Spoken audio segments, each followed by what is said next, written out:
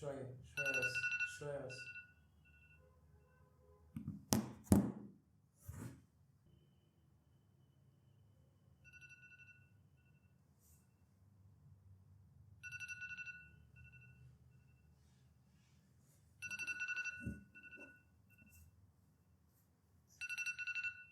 ستة هصحى ستة الساعة كام؟ ده الساعة 8. اكيد انت حصل لك موقف زي ده قبل كده، حاولت تصحى بدري عشان تنجز اللي عليك، بس هو يوم او اتنين وبعد كده ما واظبتش على ده. كتابنا النهارده The 5 AM Club او نادي الخامسة صباحا هيقول لك ليه مهم جدا صحيان الساعة 5 وازاي نوصل لده اصلا. هيقول لك ليه مهم جدا تصحى الساعة 5 وليه ممكن تكون الساعة 5 هي اهم ساعة في يومك، واهم حاجة يقول لك ازاي تواظب على ده. السلام عليكم ورحمة الله وبركاته، اهلا بيكم في حلقة جديدة من قناة الكتيب. وفكرة القناة بكل بساطة ان احنا بنقرأ كتاب ونيجي نلخصه لكم. لو حابب تحصل على الفائدة اللي موجودة في اي كتاب من غير ما تقرأه، اتأكد انك مشترك في القناة. اعمل لايك للفيديو وتعال نخش في الموضوع على طول. لو عايز تكون زي اعلى 5% من الناس لازم ما تتصرفش زي باقي ال 95%. الكاتب بتاع كتابنا النهارده روبن شارما بيقول كده: لان الحقيقة ان ناس كتيرة جدا مش بيصحوا الساعة 5 الصبح، وبيصحوا زي ناس كتيرة جدا الساعة 8 او الساعة 9 وممكن بعد كده كمان. الشخص العادي غالبا بيكون عنده شغل من الساعة 9 لحد الساعة 3 او 4 وممكن بعد كده كمان، وبيضطر انه يصحى قبلها بساعة او ساعتين. بس المشكلة ان ده مش وقت كافي يطور فيه نفسه، ده مش وقت كافي انه يخطط بقية يومه. ومن هنا تعالى نجاوب على سؤال: ليه اصلا حد يفكر انه يصحى الساعة 5؟ اول حاجة، عن النبي صلى الله عليه وسلم قال: اللهم بارك لأمتي في بكورها.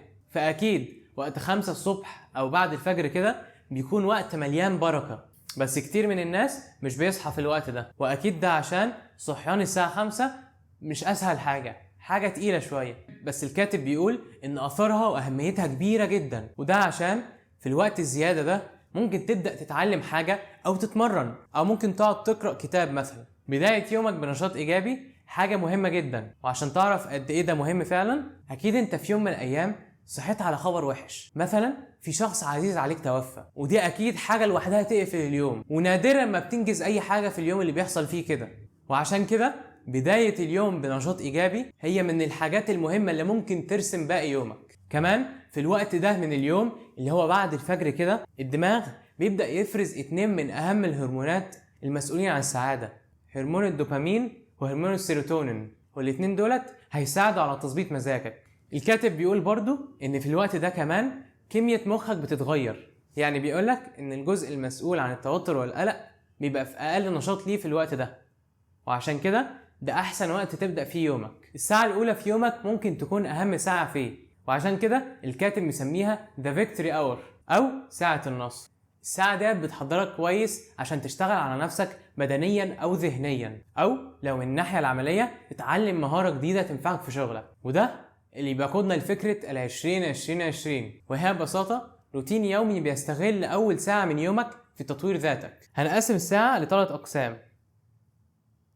اول تلت ساعة معمولة للتمرين، سواء هتنزل تتمشى او تعمل تمارين في بيتك. بداية يومك ببداية فيها حركة، هدفه انه ينشط الدورة الدموية عندك ويمنحك نشاط في بداية يومك، وده اكيد من غير ما نتكلم عن التأثير الايجابي للتمرين على صحتنا بشكل عام.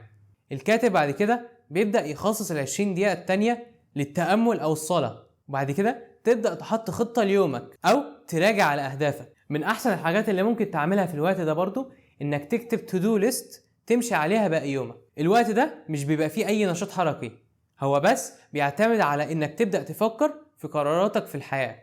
التلت ساعة الأخيرة الكاتب بيخصصها لتعلم أي حاجة جديدة، سواء بتتعلم مهارة جديدة من كورس معين أو لو هتقرأ كتاب.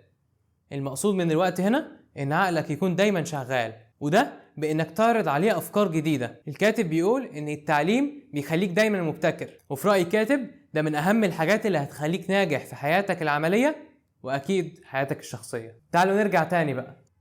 الكاتب بعد كده بيبدأ يتكلم عن التوين سايكل اوف elite performance، فكرة انك لازم توازن ما بين الراحة والشغل عشان توصل لأحسن نتائج. تقسيم ساعات شغلك ولا سيما الصبح بدري لفترات مكونة من 90 دقيقة شغل و10 دقائق راحة، بكده انت بتزود تركيزك وبتتجنب على قد ما تقدر الارهاق او البيرن اوت. يعني دلوقتي لو انت داخل تذاكر الساعه 5 يبقى انت افضل ذاكر لحد الساعه 6 ونص، خد بريك صغير من 10 دقايق لتلت ساعه وبعد كده ارجع ذاكر تاني. بس اهم حاجه ال90 دقيقه شغل دول يكونوا بتركيز، وده بيبقى صعب شويه اليومين دول بالذات عشان الاشعارات بتاعه الموبايل مثلا او السوشيال ميديا. وعشان كده احسن وقت تبدا فيه شغل على نفسك هو الساعه 5، وقت ما كل الناس نايمه، وقت ما الاشعارات هتكون قليله والمشتتات هتكاد تنعدم.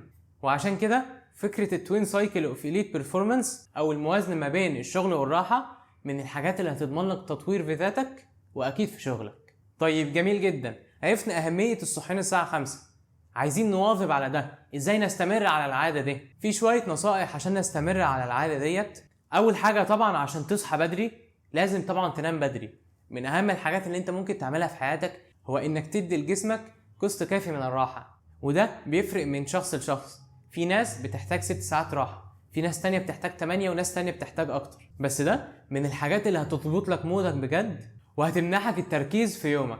تاني حاجه ممكن تعملها انك تحط المنبه في مكان بعيد عنك بس انت تعرف تسمعه، عشان ما يحصلش السيناريو بتاع كل يوم اول ما بتسمع المنبه بتروح قافله وتنام تاني.